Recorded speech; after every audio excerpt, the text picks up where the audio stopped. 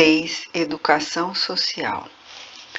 Os espíritos Túlio e Camila caminharam em direção a uma bela praça. Ela, ainda chocada, não conseguia esquecer as súplicas desesperadas daquela entidade que, indefesa, foi cruelmente arrancada aos pedaços do útero materno. Túlio, porque as pessoas, os direitos humanos, não se manifestam contra este feito abominável, o aborto? Há muito, o plano espiritual vem avisando sobre a crueldade praticada contra essas criaturas abortadas. Alguns espíritas que fazem parte dessas comissões ou organizações que condenam o aborto procuram alertar que esse ato é um crime hediondo, cruel e covarde, independentemente de credo ou religião. É bem pouca a noção que os encarnados têm de quão horrendo é esse ato e de quanto sofrimento e lágrimas isso trará a quem o pratica, direta ou indiretamente, quem induz ou até quem é favorável, mesmo nunca o tenha feito. Os encarnados necessitam de mais conhecimento. É necessária mais divulgação contra esse crime, não acha? Sem dúvida que sim.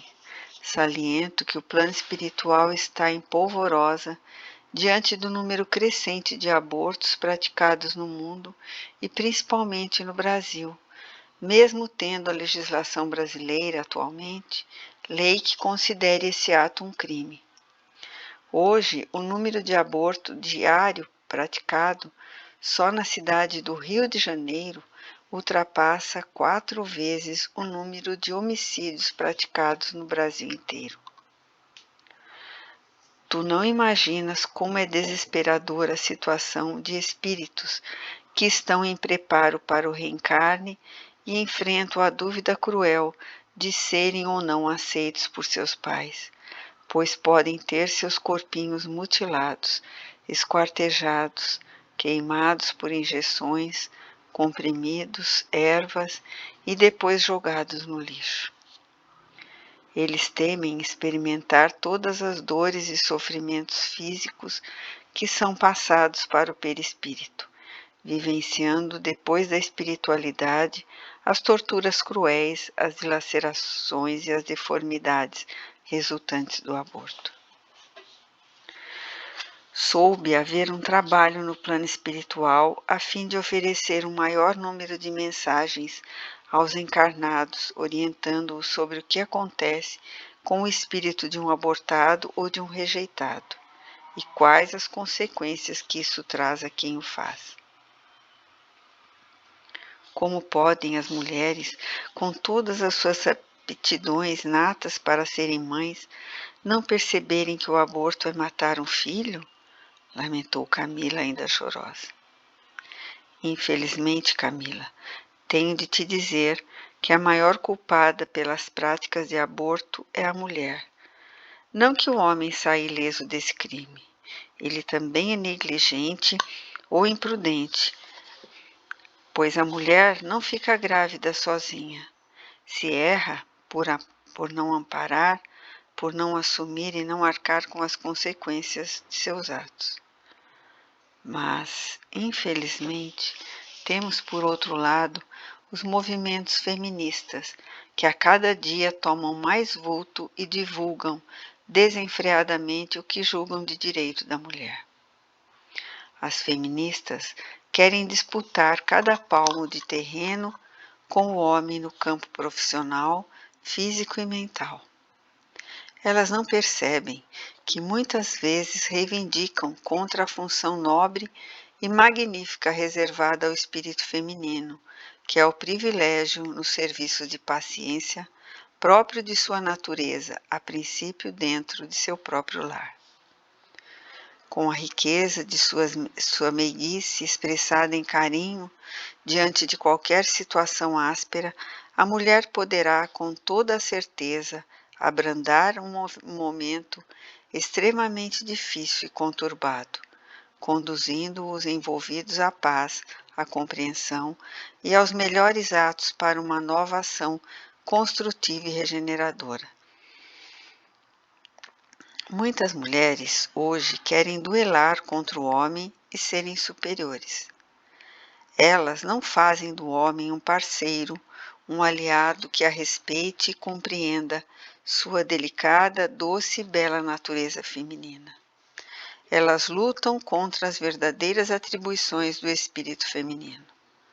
Por isso, vêm se chocando com as incompatibilidades da sua natureza e não querem admitir isso. As feministas desviam seus requisitos quando exigem a propriedade de si mesmas, como se elas fossem objetos de posse, objetos de uso descartável. Querem ser donas de si, donas de seus corpos. Exigem a liberdade feminina, a liberdade sexual e, para tanto, agridem a sociedade com gestos, comportamentos, com roupas ousadas e até com linguajar chulo como ato de protesto. Elas chegam a ser convincentes para alguns imprudentes, que as apoiam em troca de popularidade ou fama, como são os casos de alguns políticos.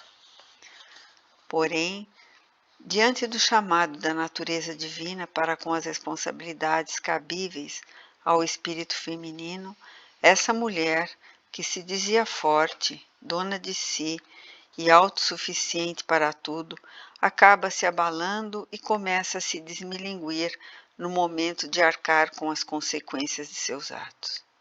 Ela recua envergonhada. Não quer encarar a sociedade preconceituosa que ela mesma agrediu e desafiou, pois essa mesma sociedade e até suas companheiras de luta e opiniões irão vê-la como uma mulher vulgar e não como uma mulher liberada. Frágil, ela corre para o homem, querendo seu apoio e proteção, mas esse muitas vezes se recusa a ampará-la e a entender sua natureza delicada. Por culpa dela mesma, ele não se vê como parceiro, porque ela não quis tê-lo ao seu lado e tratou-o como objeto, tendo-o num dia e no seguinte trocou por outro como uma roupa, não se dando respeito. Neste caso, o homem não se considera um aliado, porque a mulher não permitiu, não compartilhou com ele tudo o que deveria, deixando-o a par somente de seus assuntos supérfluos. Ele não tem o menor desejo de ampará-la, porque não houve o cultivo de um sentimento forte, de verdadeiro carinho, parceria e amizade, pois a mulher se mostrou liberal e forte o suficiente, igualando-se a ele na liberdade das ações que apresentou, não demonstrando respeito para com ele ou para consigo mesma. Inúmeras mulheres, covardes o bastante para não assumirem seus atos, não querendo ser ridicularizadas pelo falso pudor que a sociedade ostenta, correm para uma clínica abortiva, cometendo o maior crime que um ser humano pode realizar, sem imaginar a amargura futura que terá de encarar. Não há nada contra a mulher ocupar seu devido lugar na sociedade, porém que seja seu devido lugar, isto é, que ela tenha todos os seus direitos e até mais direitos do que os homens, inclusive salariais e trabalhistas, por assumirem seus deveres como mulher, mãe, esposa, filha e companheira. A mulher deve receber atenção, orientação, os melhores e mais dignos tratamentos por razão da sua natureza delicadamente abençoada e todo o respeito que lhe é meritório por ser mulher que representa o símbolo da vida, pois não nasceríamos sem elas. Nenhum homem conseguiu igualar-se a ela na atividade natural e divina da maternidade. Camila ouvia atentamente. Depois de uma breve pausa, Túlio continuou. Espíritos maravilhosos perderam a oportunidade do reencarne pelo tão horripilante ato do aborto. Criaturas lindas e divinas, depois de séculos de aperfeiçoamento no plano espiritual, foram confinadas a longos anos de dor e sofrimento por causa dos assassinatos provocados por seus próprios pais que os abortaram. Imagina, Camila, se a mãe de Carlos Chagas o tivesse assassinado com o aborto, ou a mãe de Oswaldo Cruz o tivesse matado com o aborto? E se na França Kardec fosse barrado à vida pelo aborto? Se a querida mãe do nosso amado Chico Xavier não o tivesse deixado vir ao mundo? Citando somente os 2 primeiros possíveis abortos, podes imaginar quantas tragédias e mortes trariam as doenças e as pestes ao mundo. Citando os outros 2 possíveis assassinatos através do aborto, podes ter ideia de quantos ensinamentos, quantos conhecimentos, quantas mensagens maravilhosas do bem, de amor, da edificação, os encarnados deixariam de receber para guiarem-se no caminho da esperança e da fé em Jesus. Com isso, dá para se calcular quanto prejuízo a humanidade tem com a prática desse crime que ainda é defendido sem qualquer argumento plausível. O estranho é que algumas feministas dizem acreditar em Deus, mas não se aprofundam em nenhuma pesquisa religiosa para saberem realmente o que é certo ou errado diante das leis divinas, ou o que acontece quando se realiza um crime desse porte. Não há preocupação com a criaturinha viva que foi morta ou com o que irá acontecer com quem pratica o aborto, induz ou aprova. Então tu és contra o ato sexual antes do casamento? Perguntou Camila. Nem eu, nem a espiritualidade podemos ser contra o ato sexual, desde que esse seja praticado com responsabilidade e amor. Digo amor porque deveriam praticá-lo com quem realmente amam, e não por uma necessidade física, como é o caso de muitos, ou para demonstração de liberdade sexual, como é o caso de várias mocinhas. Falo em responsabilidade porque se deve arcar com as consequências antes, durante e depois de tê-lo praticado. O ato sexual não é somente para a concepção ou troca de prazeres físicos. Nele há muito mais do que imaginamos. Há uma troca de energias perispirituais que atuam no âmago de cada um dos parceiros. E quando o casal não deseja ter filhos? E se a mulher for casada ou não quer antecipar seus encargos como mãe? Como ficam essas situações? Tu sabias que, devido ao número crescente de aborto, o plano espiritual apoiou trabalhos científicos e pesquisas de anticoncepção com a pílula? Camila pendeu a cabeça negativamente. Pois é, a pílula traz inúmeras alterações ao organismo feminino. Vista do lado espiritual e físico, ela impede a oportunidade de um espírito encarnar em princípio. Mas, diante do abominável crime de aborto, que é um assassinato com sequelas terríveis, é admissível a pílula ou o uso do preservativo. Cientistas e pesquisadores vêm intuitivamente recebendo grande amparo do plano espiritual para o trabalho no campo de prevenir a concepção e não, ou melhor, nunca interromper a evolução de uma já consumada. Esse apoio deve ser feito baseado em que é mais terrível matar através do aborto do que impedir a concepção. E no caso de crianças deficientes, como devem agir os pais diante da opção, pois a própria lei permite o aborto? É imensamente lamentável termos leis terríveis assim. Posso responder com uma pergunta, se tu me permites. Por acaso deixar de ser uma criatura viva, aquela indefesa criancinha que porventura é deficiente, já no ventre da mãe? Se todo ser vivo é um espírito e pode ocupar um corpo físico, por que não deve ser dado o direito à vida àquele que muitas vezes escolheu e implorou vir deficiente para cumprir sua missão?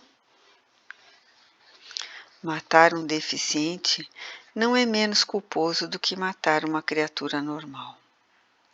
Ao contrário, os pais estarão cometendo um crime ainda maior se deixarem assassinar um filho só porque esse é especial ou portador de alguma necessidade. Os pais, em princípio, não estariam aceitando o que lhes foi designado pela natureza divina e estarão matando só porque aquela criatura é indefesa, frágil e diferente do comum. Posso contar-te um caso curioso que acompanhei. Um espírito passou muitos anos em colônias para aperfeiçoar-se devidamente. Era uma criatura inteligente e prestativa, além de portar paciência ilimitável. Ao ser determinado seu reencarne, ele solicitou que se desse um corpo imperfeito, por motivos e razões próprias, algo bem pessoal. Assim foi feito, mas não contavam que os pais, portadores de ótimas condições financeiras, descobrissem através de exames realizados no exterior, onde há mais recursos, que o feto era imperfeito. Sem hesitar, os pais pediram a realização do aborto. Apesar de sofrer, ele o fez com resignação, por ser elevado. Esse espírito se recompôs rapidamente na espiritualidade e não teve dúvidas. Solicitou junto ao Ministério de Reencarnação novo pedido para retomar a carne, só que desta vez com o corpo físico perfeito. Tudo se deu conforme combinado. Os pais, felizes, orgulhavam-se do filho, que a cada dia mostrava-se esperto e prodigioso, incrivelmente inteligente e sábio. Ao completar 5 anos, conforme solicitado por ele antes do reencarne, este espírito sofreu um acidente. Ele se encontrava dentro do carro conduzido por seu pai, que inesperadamente colidiu o veículo. Essa criança quebrou 2 vértebras e ficou paraplégica. Numa noite, quando o pai acariciava-lhe a fronte, o garotinho se virou o pai comovido e perguntou com toda a sua inocência de criança: Papai, o senhor não vai mandar me matar só porque eu fiquei assim, não é? Não poderia ter sido maior a dor desse pai, enfatizou Túlio emocionadamente melancólico. Quem acredita que devemos assassinar uma criança em formação só porque ela não ser perfeita física ou mentalmente? Concorda com os feitos nazistas durante a Segunda Guerra. Eu creio que os defensores do aborto de crianças imperfeitas defendem crematórios para as pessoas portadoras de necessidades físicas ou mentais especiais que já vivem e fazem parte do nosso dia a dia. Essas criancinhas, consideradas como seres imperfeitos no útero materno, estão tão vivos quanto os já nascidos e aqui provam, muitas vezes possuírem mais determinação e força espiritual do que muitas criaturas consideradas normais. Em nada diferencia a dor, o desespero e o sofrimento de um espírito abortado, em que tem o seu corpinho perfeito de um espírito cuja formação de seu corpinho ou mente não é comum. Muitas vezes, essa criaturinha considerada normal possui elevação espiritual mais digna e elevada do que seus pais. Quanto aos abortos para casos de estupro, creio não precisar de muito comentário. Só digo que é um crime e quem o pratica mesmo com a permissão da lei terá de arcar com as consequências e muito sofrerá e lamentará ter assassinado um filho. Um crime não justifica o outro. Além do que, em termos de crueldade e violência, alerto que o aborto é pior do que o estupro. Em muitos casos, a mulher se porta de maneira incoerente, com roupas sumárias, expondo partes íntimas e insinuantes de seu corpo, promovendo provocações ao instinto sexual masculino, o que é desnecessário ao espectador que não for o seu parceiro. Muitas mulheres encurtam suas saias, diminuem as blusas na largura e no comprimento, jogam uma insignificante jaquetinha por cima, sobem em suas botas de salto alto, ressaltam os seios e se debruçam ou desfilam para serem admiradas. Esse tipo de comportamento atrai para elas entidades femininas de níveis imensamente inferiores, que, quando encarnadas, ocupavam o mais baixo escalão moral. Nada digno de respeito segundo a sociedade. Promíscuos sexualmente, esses espíritos de mulheres não possuíam valores decentes ou caráter, porém sabemos que diante de Deus todos somos irmãos e merecemos nos respeitar mutuamente. Então, ao encontrar encarnadas que exibem seus corpos como provocação e exclusivismo, essas entidades sem instrução sentem a compatibilidade no vestir e agir, começando a envolver a encarnada com sentimentos e pensamentos de provocações e conquista, através do desejo de serem admiradas, atraentes, cobiçadas sexualmente e outras coisas mais. Por causa da exibição corpórea ou da sensualidade da mulher que se mostra de modo sedutor, o homem provocado que não controla o desejo da carne, sem dúvida alguma, cultiva uma moral de pouco valor pelo fato de não se importar com quem irá se relacionar sexualmente. Ele simplesmente atende aos seus instintos. Envolvidos por outros espíritos inferiores, animando-se com a provocação feita pela encarnada, vendo ele uma aproximação, tenta uma proposta de relacionamento sexual. Se não aceito em casos extremos, chegam a partir para a violência sexual, podendo haver uma gravidez. Em muitos casos, os ataques de violência sexual são feitos inesperadamente e contra mulheres de boa conduta moral, o que chamamos de estupro, podendo provocar uma gravidez na vítima. Há casos de crimes de estupro culposo por parte de uma mulher que nem mesmo sabe o que aconteceu, mas espiritualmente ela é responsável por ele. Como? Perguntou Camila. Devido às vestimentas reduzidas e os gestos provocantes, as mulheres instigam alguns homens não equilibrados à prática de sexo, mas acabam se equivocando do ato posteriormente. Este homem, como eu disse, um desequilibrado espiritual e psicológico, não consegue inibir sua vontade ou diminuir seus estímulos e sai em busca de vítimas realmente inocentes. Assim sendo, as mulheres que estimularam esses desejos também são culpadas, indiretamente, pelo crime de estupro ocorrido.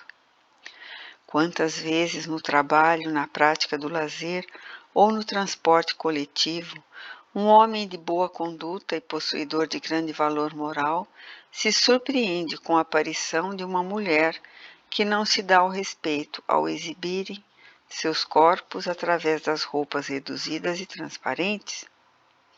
Para um homem equilibrado mental, moral e espiritualmente, esse fato passará sem muita exaltação. Porém, para outro, poderá haver uma série de complicações. A mulher reduz seu respeito quando se vulgariza. ela precisa se resguardar um pouco mais. Observando a atitude masculina, talvez ela aprendesse um pouco. Vê, um homem não vai trabalhar em um escritório com um micro shorts só porque está calor. No entanto, a mulher vai com uma mini saia.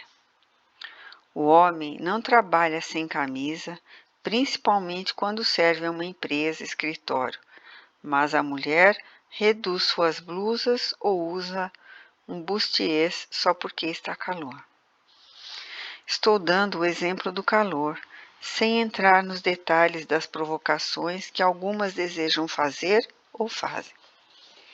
Mas todas elas, sem exceção, querem para si ou para contrair casamento um homem íntegro, fiel, de boa conduta, de elevado valor moral e espiritual.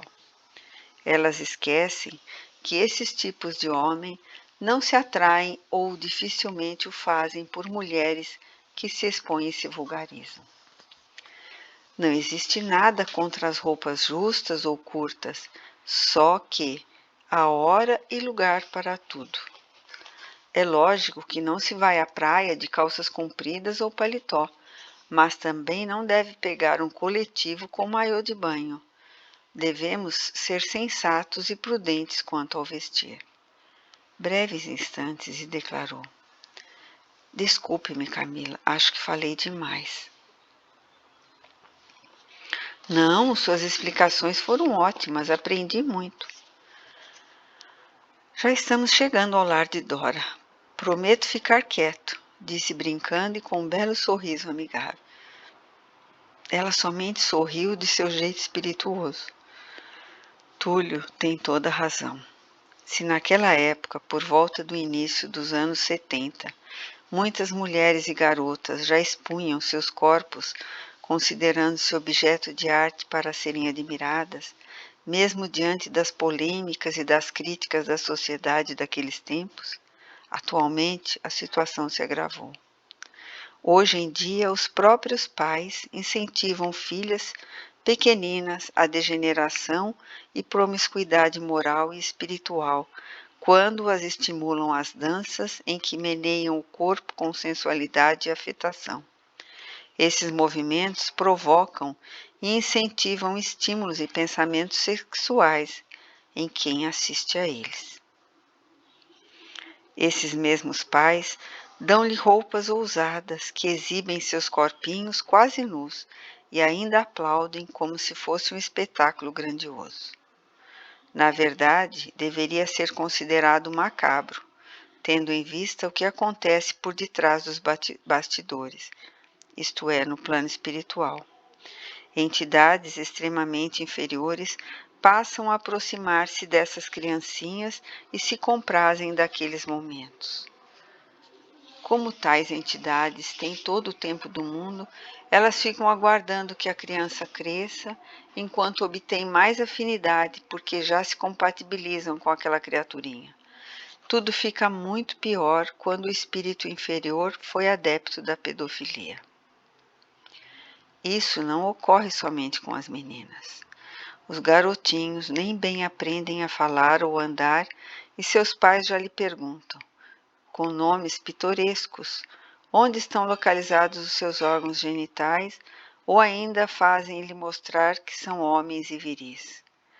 Como se a masculinidade e a honra de um homem pudessem ser comprovados através de seus órgãos íntimos. Acredito, às vezes, que esses pais têm inúmeras dúvidas quanto à masculinidade de seus filhos e ficam temerosos. Por esta razão, ficam estimulando-os desde tão cedo ao sexo. Lembrando ainda os palavreados baixos, imorais e repulsivos que os fazem repetir desnecessariamente para provarem que homens têm de falar palavrões, como se tudo isso fosse firmar o caráter e a personalidade de seus filhos. Hoje em dia, inúmeros programas infantis distribuem imagens que, para terem uma ideia em nível espiritual, consideramos programas de prostituição infantil. começando pelas apresentadoras que não se dão ao respeito, não possuem boa moral, boa índole e convocam com seus feitos as danças, gestos sensuais e palavreado à criança a mesma prática que a sua. Esses programas lançam concursos que insinuam, através de danças e apresentações aparentemente inocentes, exibições de pequeninos treinados para danças eróticas e provocativas de estímulos sexuais. As pobres criancinhas nem imaginam que estão sendo incentivadas ao cultivo de uma moral de pouco valor, coisa que ignoram e nem pediram para ter. A espiritualidade não tem nada contra a dança, desde que seja voltada ao crescimento moral, psicológico, físico e mental, como é o caso da psicomotricidade, com movimentos corporais em concordância com a música. Qualquer pessoa, principalmente a criança, desenvolve-se mental, física e psicologicamente, sem que sejam necessários gestos eróticos, roupas minúsculas, etc. É lamentável os direitos da criança e do adolescente nada disporem para orientar pais imprudentes que fazem desses programas infantis verdadeiras babás eletrônicas que deturpam a moral, a personalidade e jogam no lixo a doce e inocente ingenuidade de uma criança em que nada instruem ou estimulam suas mentes. Os direitos da criança e do adolescente poderiam voltar-se a esse tipo de episódio, que não deixa de ser uma agressão moral, estímulo à promiscuidade, pois esses pequeninos nada entendem sobre o que adultos inescrupulosos forçam-lhes a fazer, gostar e praticar. Não deixa de ser um crime contra a moral e aos bons costumes da criança o que poderosas redes de televisões vêm proporcionando a este público. Quando o que é apresentado não os agride com programas de baixo calão moral e espiritual, oferecem desenhos violentos que o incentivam a agressões físicas, psicológicas e a destruição de bens materiais. Essa é a origem de incentivo à violência que muitos pais procuram, sem saber, onde seus filhos aprenderam a ser agressivos. Isso acontece porque não acompanham a vida infantil deles e desconhecem o que assistem. Por outro lado, a sociedade questiona o porquê de tanta destruição de patrimônios públicos. Como esses jovens aprenderam ou quem os incentivou à depredação de bens de utilidade do povo, como um telefone ou uma caixa de coleta de correspondência, entre outras coisas?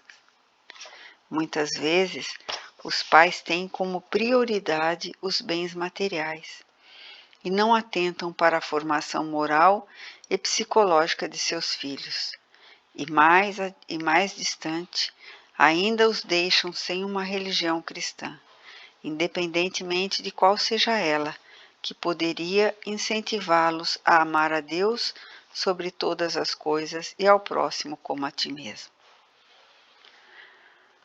Quando os pais exibem os corpinhos de seus filhos, perguntam-lhes sobre suas partes íntimas ou mandam que façam a outros, além de ridicularizarem o pobre pequenino, expõem seus mais sórdidos e íntimos desejos inferiores através da criança, uma vez que eles próprios não podem fazê-lo diante da sociedade que com certeza criticaria.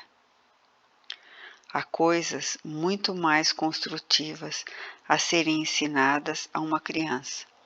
Muitas vezes me pergunto: o que pretendem esses pais e familiares excitadores da masculinidade de um garotinho? Que mais tarde seja um inescrupuloso desequilibrado sexual, valendo-se de machão que é para se autoafirmar como um homem. Não respeita as filhas de outros e não se responsabiliza por seus atos? Pretendem eles que um dia seus filhos saiam por aí praticando atentado violento ao pudor, amparados nos pedidos ouvidos desde pequenos que queriam saber onde ficavam seus órgãos sexuais? Ou será que esses genitores querem que seu filho se torne um desses repugnantes homens assediadores que costumamos encontrar, principalmente nos coletivos, desrespeitando e incomodando mulheres respeitáveis, mocinhas e até meninas pequenas, com seus desequilibrados e voluptuosos desejos indecentes e incontroláveis?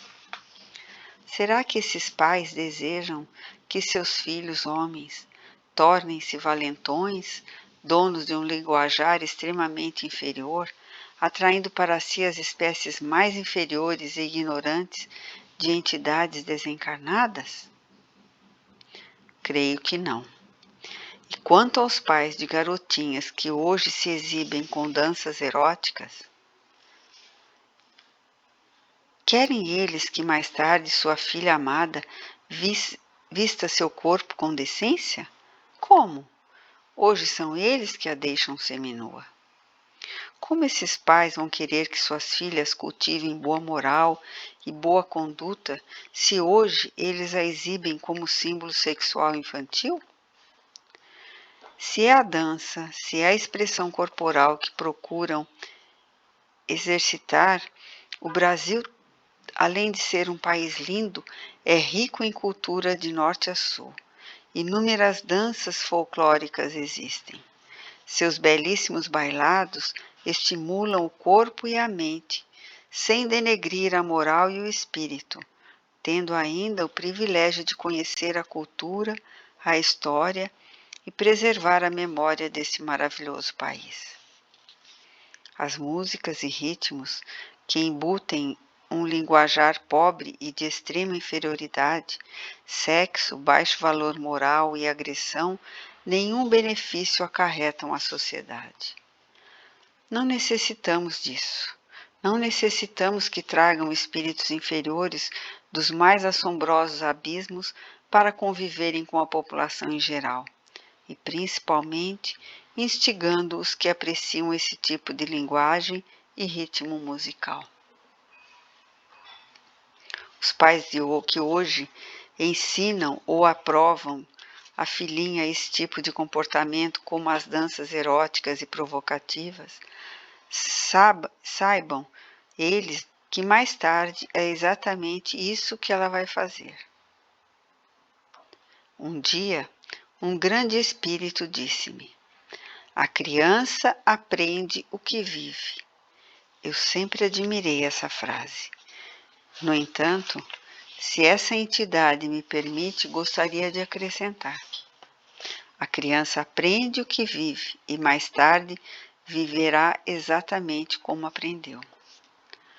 Toda essa libertinagem a que é induzida e exposta, a criança está acabando com a inocência desses pequeninos, guiando-os a um mundo devasso e pervertido, que eles não necessitariam experimentar tão cedo. Em pouco tempo, serão adolescentes rebeldes e promíscuos, e os pais dirão que não sabem ou não entendem por que isso aconteceu. Essa promiscuidade e liberdade sexual dos adolescentes aumentam consideravelmente o número de meninas sem maturidade que se deixam engravidar.